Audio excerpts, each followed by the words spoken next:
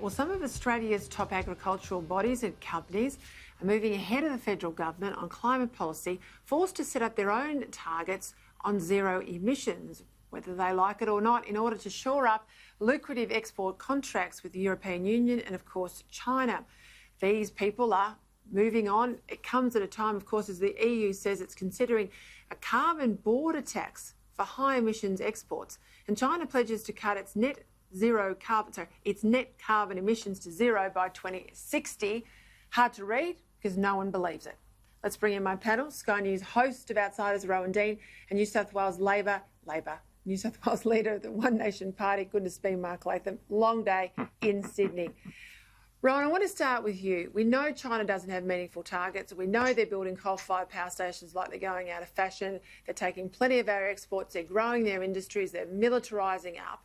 Anyone who gives credence to the claim that they're going to get down to zero in terms of emissions are kidding themselves. But all the time around the West, we just deindustrialise. Well, they're not only kidding themselves, Peter, they're kidding the Australian public, because the simple reality is that there's no way China has any intention of getting anywhere near zero emissions. For a start, how's it ever going to build all its weapons that it wants to build if it doesn't have the ability to smelter iron and smelter aluminium and so on? But more importantly, China has a record of, telling massive porkies. They promised that they would have a one nation, one country, two systems in Hong Kong for another 25 years. That's gone by the board. They promised that there was nothing sinister about the fact that they were pouring trillions of tons of concrete all over coral reefs throughout the South China Seas, and this was just harmless exercise. And they've now turned into major military installations. But the reality is, Peter, that Dan Andrews has more chance of winning the IPA's Freedom Award this year than China has of ever reaching zero emissions. It's a massive con, and we should. And the fact that our farmers and others are being fooled by it, well, more fools them, but more fools us as well, because we're the losers in the end. We'll talk about cons. Mark, I'll come to you on this one. Queensland Premier Anastasia Palaszczuk, she's gone out there and said that there's all the final approvals are in for this major new $1 billion Olive Downs coal mine. Her government hasn't ticked off all the final components to make it go ahead. And it seems to me she's trying to do the old Bill Shorten trick. And, tell regional centres that they're pro-mining, pro-coal, because she wants the votes, but not say that sort of stuff in the inner city because she needs green preferences at the end of the month when she's got the election.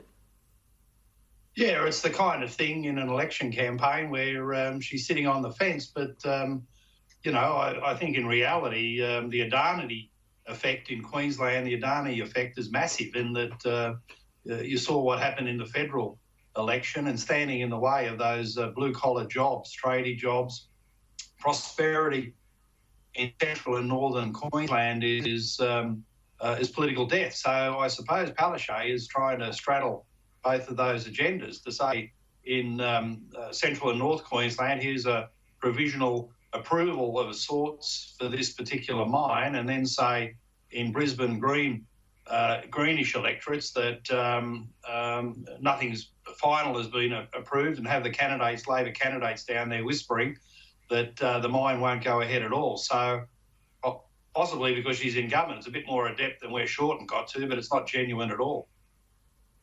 Well, I've got to go to the United States with you, Rowan. Yes, all the big news we've talked about, the president with coronavirus, also massive market reactions to all of this.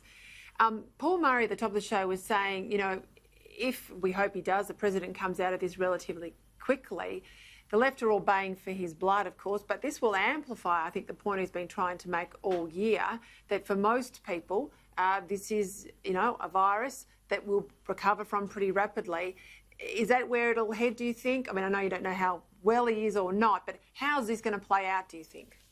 Well, it's fascinating, isn't it? Because the left have been, we've had characters like Philip Adams, to his eternal shame, back in March when Boris Johnson came down with the coronavirus, actually put out a tweet basically saying,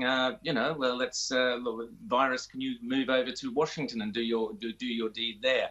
The left must be loving this, but there's a big trap here because, of course, Donald Trump, if he pulls through, it does prove the point that the virus is far less deadly than a lot of people are making out. There's also the whole issue of hydroxychloroquine, which he was originally taking and stopped taking and is now taking, a drug which we ourselves in Australia are, in many states, would go to jail for even prescribing. The President of the United States is taking as a prophylaxis going forward, or to help him at this stage, in the early stage of the virus. So it is fascinating.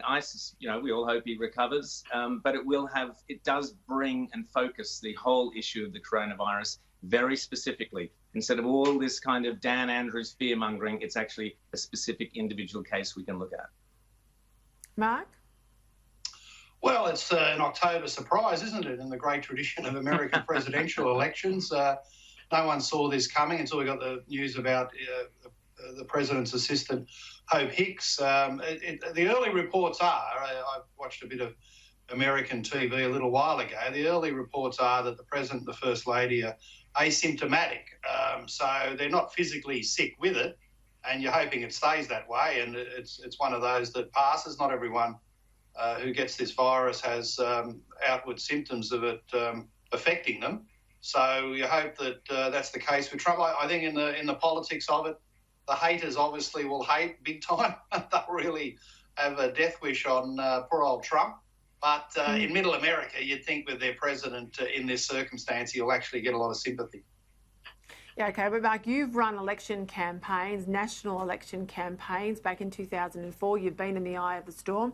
There's only a month to go. We know at least for 2 weeks he'll be confined to base. Let's assume he gets a test that says he's not positive in 2 weeks' time and he get out and about a bit.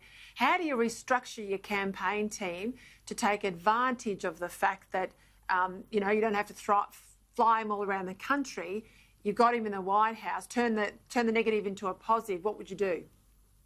Well, his opponent is in the basement most of the time, so he's not up against a fellow who's rampaging across the swing states of America, so that takes some of the pressure off. I suppose Trump has got a lot of surrogates to still be out there campaigning, doing rallies and the like. His children, Vice President Pence, a whole range of Republican leaders who'd be out there speaking on his behalf. So he just needs to get through this fortnight and then get to the key states that matter to him in the last fortnight of the campaign, and up against Joe Biden, you're at no great disadvantage if you're not moving around. Maybe it'll be the clash of the videos in the campaign, one from the basement, one from the White House bedroom.